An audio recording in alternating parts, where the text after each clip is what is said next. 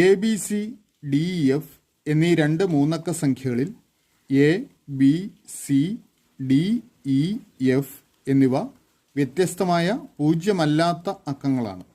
കൂടാതെ A B C plus D E F സമം 1111 എങ്കിൽ A plus B plus C plus D plus E plus എഫിൻ്റെ മൂല്യം എന്താണ്? ഇവിടെ രണ്ട് മൂന്നക്ക സംഖ്യകൾ നൽകിയിട്ടുണ്ട്, എ ബി സിയും ഡി ഇ എഫും. ഇതിലെ അക്കങ്ങളാണ് എയും ബിയും സിയും അതുപോലെ ഡിയും ഇയും എഫും. ഇവ വ്യത്യസ്തമാണ്, കൂടാതെ ഇതിലൊന്നു പോലും പൂജ്യമല്ല. എ ബി സിയും ഡി ഇ എഫും കൂടെ കൂട്ടിക്കഴിഞ്ഞാൽ 1111 കിട്ടുന്നതെന്ന് പറഞ്ഞിട്ടുണ്ട്.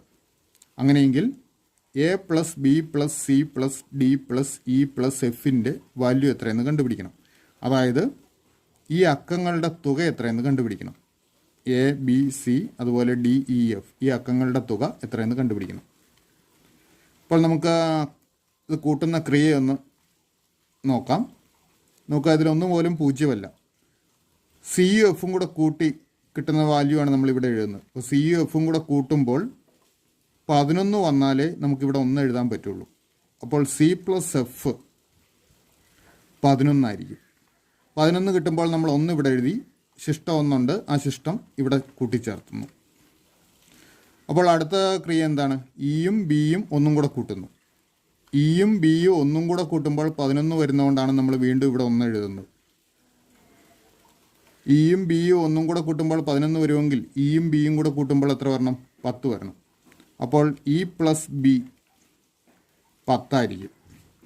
അപ്പോൾ ഇയും ബിയും ഒന്നും കൂടെ കൂട്ടുമ്പോൾ 11 കിട്ടും. ആ 11ൻ്റെ 1 ഇവിടെ നമ്മൾ എഴുതി, ശിഷ്ടം 1 ഉണ്ട്, ശിഷ്ടം 1 ഇവിടെ ചേർത്തു. ഇനി ഡിയും എയും ഈ ഒന്നും കൂടെ കൂട്ടുമ്പോൾ 11 വന്നു. ആ 11 നമ്മളിവിടെ എഴുതിയിരിക്കുന്നത്. ഇപ്പോൾ ഡിയും എയും ഒന്നും കൂടെ കൂട്ടിയപ്പോൾ 11 കിട്ടുമെങ്കിൽ ഡിയും എയും കൂടെ കൂട്ടുമ്പോൾ 10 വരണം. അപ്പോൾ ഡി പ്ലസ് എ സമം 10 നോക്കുക, നമ്മുടെ 6 അക്കങ്ങളും ഇവിടെ ഈ 3 എണ്ണത്തിലായിട്ട് വന്നിട്ടുണ്ട്, 3 ലൈനിലായിട്ട് വന്നിട്ടുണ്ട്. അപ്പോൾ ഈ 6 അക്കങ്ങളുടെയും കൂടെ തുക കാണാനായിട്ട് നമുക്കിത് 3 കൂടെ കൂട്ടിയെടുത്താൽ മതി. 10ഉം 10 20ഉം 11ഉം 31. അതായത് A plus B plus C plus D plus E plus F ഇതിൻ്റെ വാല്യൂ 31 കിട്ടും. ശരി ഉത്തരം ഓപ്ഷൻ ഡി.